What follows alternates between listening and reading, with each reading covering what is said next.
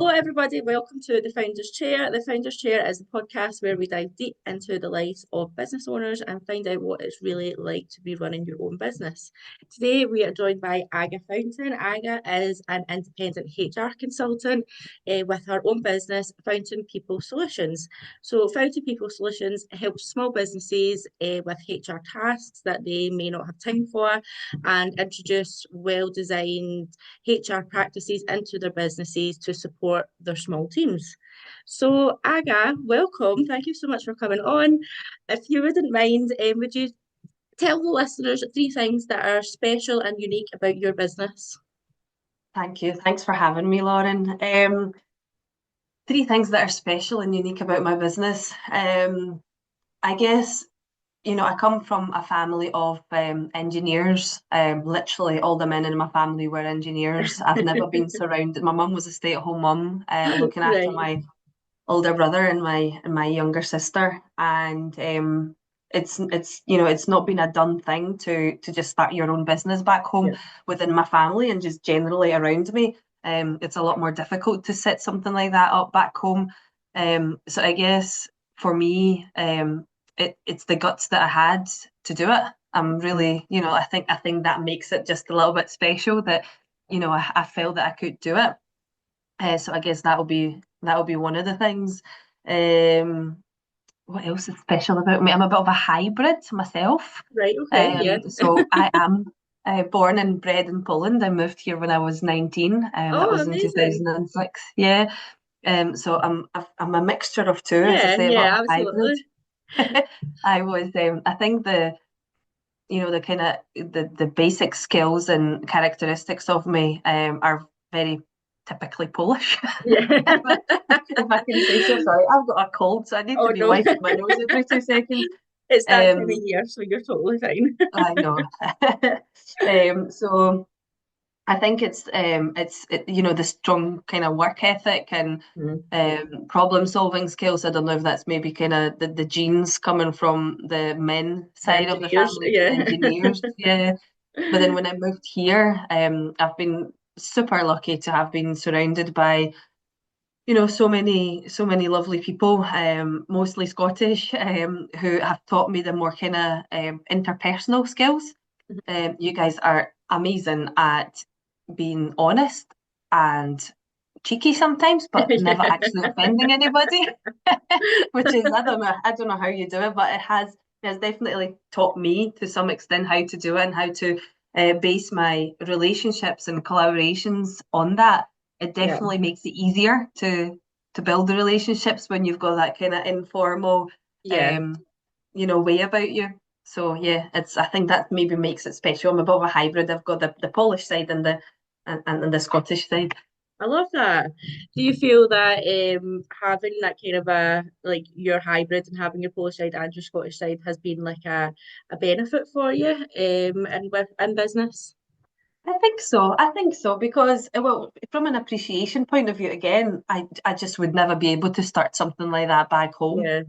where the actual setup of the business in here is relatively easy, Yeah. I would say. Um, so I think so. I feel that the skills and the as I say, my characteristics of my personality are conducive to the success of that kind of thing. That determination that I have Yeah. to make it happen. My husband.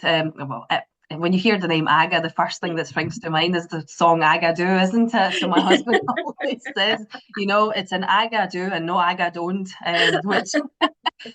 which I suppose is it's what it is. I am quite determined, so I think maybe that comes from the sort of Polish side of me. Yeah, I love that. That's amazing. So, why are you in business and why did you choose HR? So I've worked in HR most of my career. When I was at uni, I did a little bit of retail, and then I went to uni and did HR, and then I've been in HR ever since. So when I was at uni, I actually first in the first year I started tourism. Don't ask me Right. why. No apparent reason. Like everyone goes through that phase of tourism. Oh, I know. I need to go to university. What am I going to do? Tourism. What am I Yeah. going to do with it? I don't know. But when I was doing the tourism degree, one of the modules that we had to do was HR, Right, and I loved it. I just right. thought that is a bit of me for sure. So I switched my degree to that. And as I say, I've been in HR. I've been in HR ever since. And then why business? Why owning my own business? It's I guess um I have worked really hard in the last however many years, 14 years in HR, to the level that I'm at just now. And I don't mean to sound showy offy or stucky uppy. But I've also got two children. My wee boy is 2 and my wee girl's going to be 6 in February. And unfortunately, there aren't very many HR jobs at that level that Yeah, are part-time. So I yeah, had to create the job myself, yeah. which is That why makes I'm in that makes business. total sense, yeah. Like, and if you can't get it from someone else, then create it yourself. You have to create I your own think world so, and your own yeah. universe. I love that. That's amazing. So good for you. Thank you. And the fact that you're doing all this and you're creating your own business and you're doing it all on your own and you've got two young kids at that age, like that's an absolute like superwoman. So that's Thank amazing. you. I don't know about Superwoman, but it sure is a juggle. Maybe that's why I pick up every bug going. Yeah. He's permanently tired. That's the risk you have to pay. That's it. So Aga, what's the thing that you're most proud of in your business at this moment in time? Um, Probably, I think I'm kind of repeating myself again, but I feel like it's the fact that I actually had the guts to do it. Yeah, To have started it again, not against all odds, that sounds a little bit dramatic, but I still hold on to my part-time job in HR that I have, that I've been in for the past 11 years. And then I have the two children, and it's a lot to juggle, but so I'm really proud that I actually went and thought, yeah, I can do it. And it's only been since May, so it's 6 months, but it's going as well as I had hoped, which yeah. is, I've got my little goals and I'm aiming to achieve them, and so far so good. So I'm really proud of that. Amazing. That's so good. And that's all you can do if you're setting yourself your goals and you're ticking them off along the way, then and then setting yourself new goals after you've achieved them, then that's really all you can do. So, oh, amazing. Well done. Really. Yeah, thank you. So, since May, since you've opened up, what are the three things that have contributed most to the success of your business so far, would you say? Oh my goodness. I think this is going to sound really cheesy, but it's probably the people that I've been surrounded by, the Yeah. old imposter syndrome. That is so real. And I certainly have been affected by it many a times. Yet the people that I'm surrounded by, my husband, my friends, my family, my wider network, they never seem to lose doubt that I can do it. And I don't know Yeah. why. But that really helps. It doesn't get more reassuring than that, does it? Yeah. When you can see it in people's faces in their eyes that they're like, if anyone can do it, you Yeah. can do it. And you're like, It's I need just to do it lovely. now. Like, I know it adds pressure, yeah. definitely. It's like they're holding you accountable without even realizing that they're doing it, really. Oh, definitely, definitely. Oh, that amazing. I love that. So what is the most difficult challenge you've had to overcome since setting up your own business? Oh, that's an easy answer. Being a salesperson, as I Right, say, okay. I worked in retail when I was at uni, and I loved it. And we were on commission, and I was actually decent at it, but I was selling somebody else's product. Yeah, but you're trying to sell yourself on your Oh, services it's here. just a different ball game, isn't it? Yeah. I don't know if I'm trying to think about it. Why is it that I find it easy to sell somebody else's product and not my own?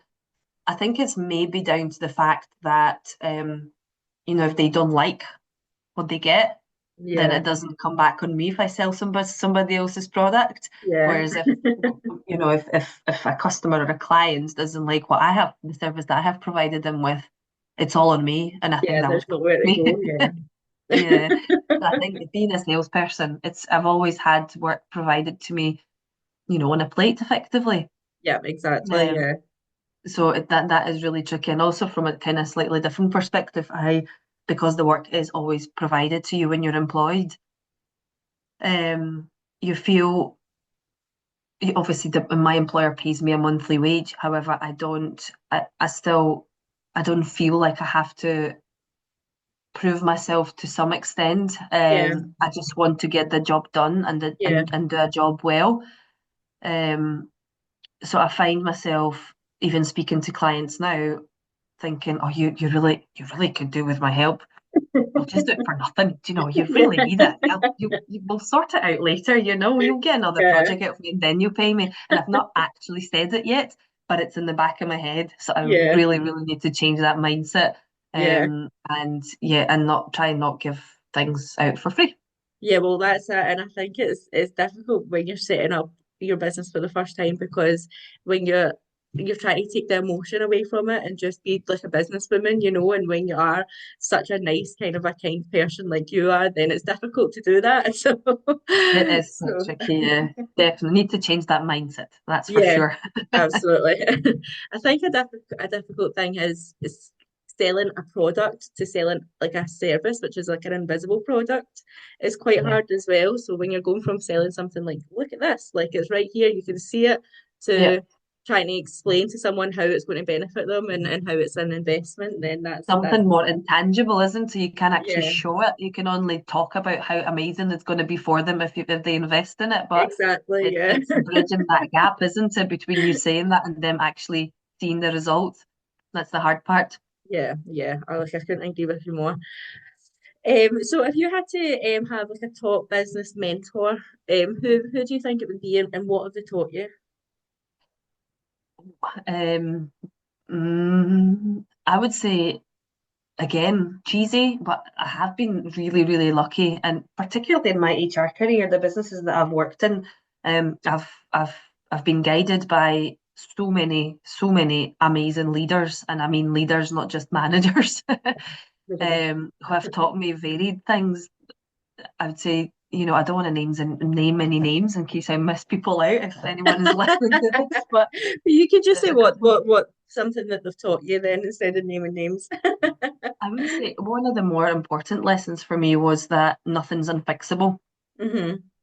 So That's again, a it really kind of good relates one. to the imposter syndrome. Sometimes it can be paralyzing, and you think, "Oh no, no, no, no, I can't do it in case it goes belly up." I'm just not going to bother.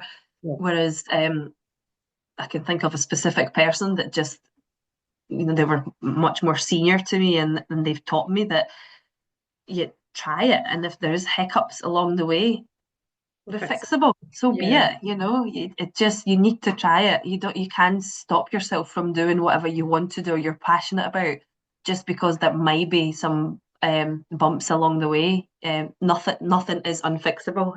I guess that's the kind of strap line. I'm trying to think what else they would have taught me. Um, I should probably mention that one first. I think I can think of a couple of people that said to me, particularly working in HR, that I should be always be strategic, but never lose sight of the human aspect. Yeah. Uh-huh. And I Yeah. think in my line of work, that is so important. And I have applied that to my work, both employed and now in my own business, uh, as much as I possibly can. Because I don't think I think they need to coexist, those two Yeah. things, don't they? And Yeah. it's so, so, so important that we never lose sight of the human aspect. Sometimes you need to make very, very difficult decisions. Um, we can still do it in a semi-nice way, Yeah. and that is Yeah. very important to me.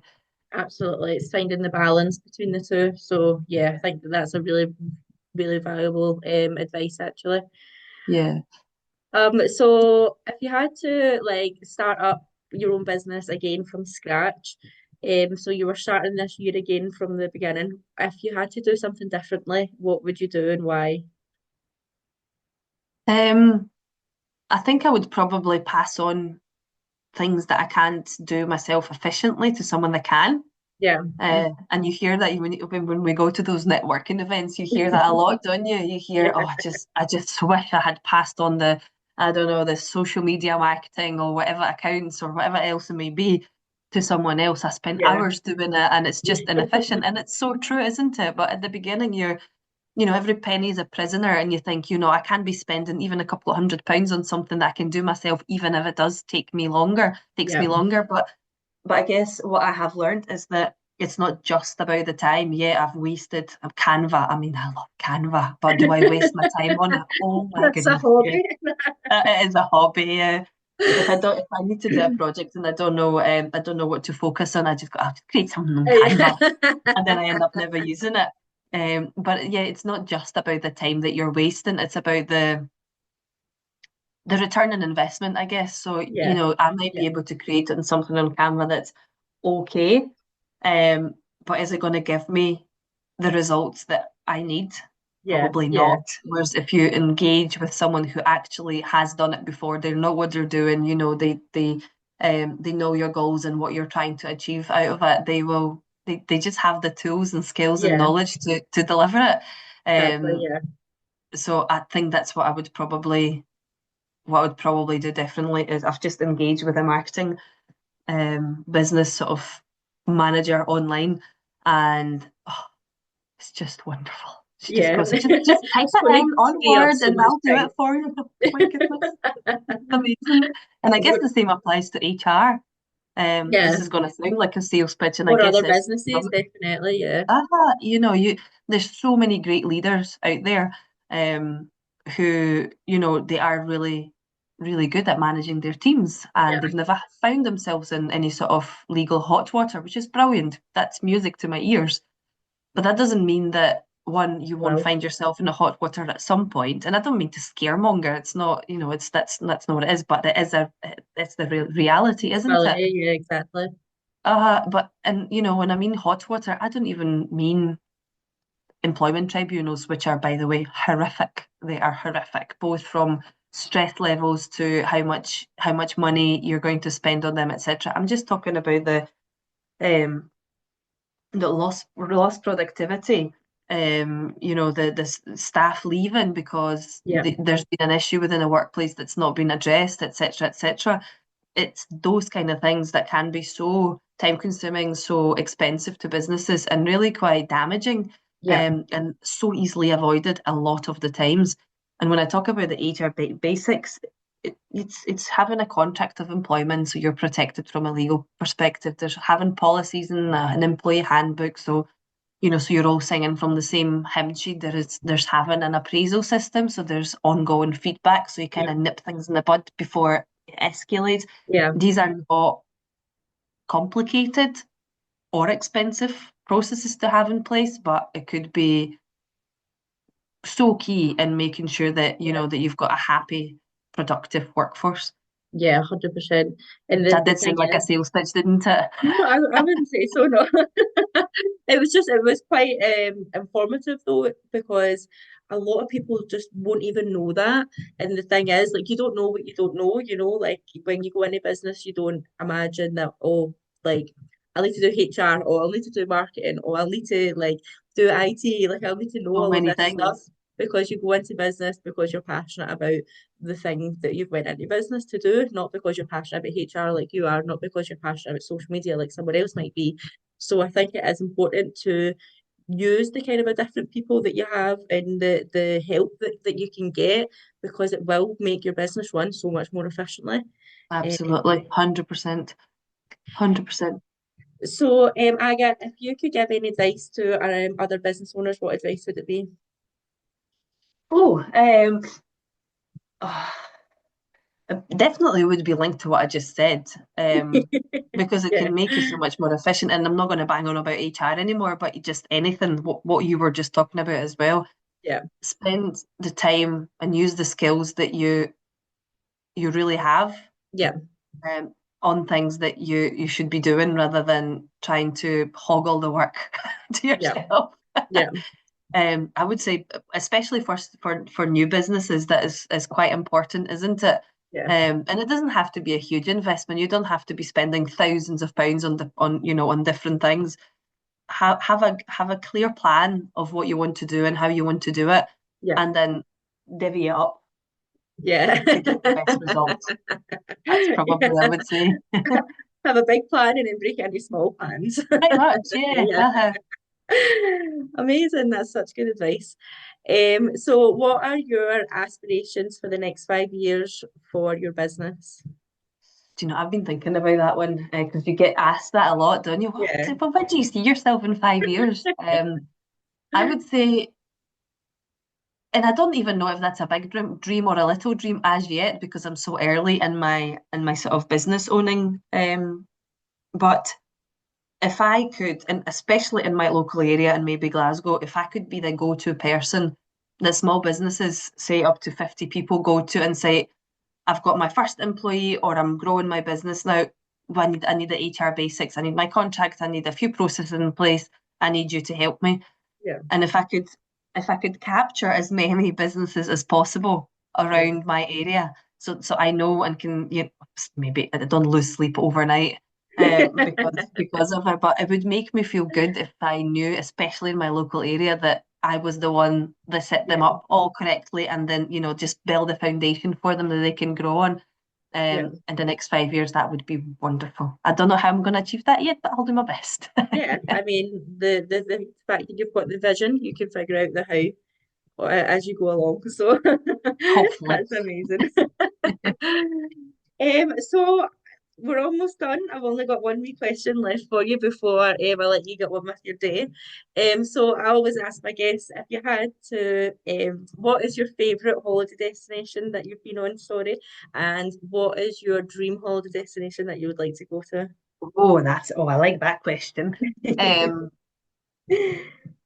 oh, I've been very lucky to have been in quite a few places, but I think we were actually just looking at pictures with my husband of our honeymoon, and we were in Australia, and we've kind of Oh, traveled about a wee bit, but yeah, we have also part of the journey was up in the sort of north east coast in the Whitsundays, and that was unbelievable, Lauren. yeah. We swam with the turtles and we were on a boat trip on a catamaran, just visiting all the lovely little islands. It was out of this Oh, world. In it fact, sounds it like feels like it never paradise. happened because it was now, Yeah. what, 8 years ago? So that's probably my favourite place that I've been to. And where would I really, really like to go? One of my really good friends is from Zambia.